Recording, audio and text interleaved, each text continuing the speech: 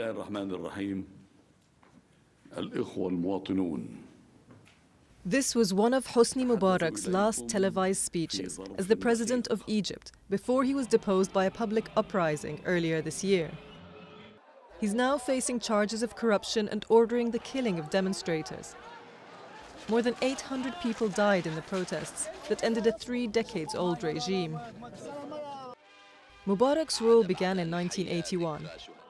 A former Air Force pilot, he was appointed as president after the previous Egyptian leader Anwar al-Sadat was assassinated by Islamist militants.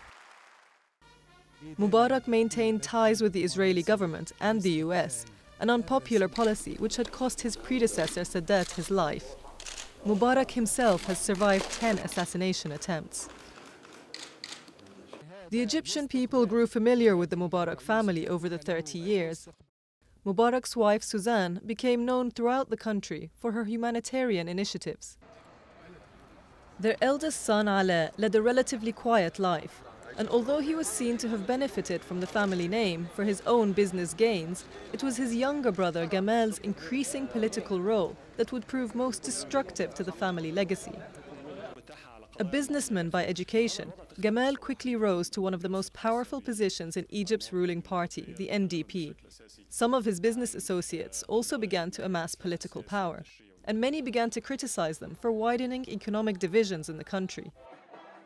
Signs that Gamal was being groomed for succession further angered the people.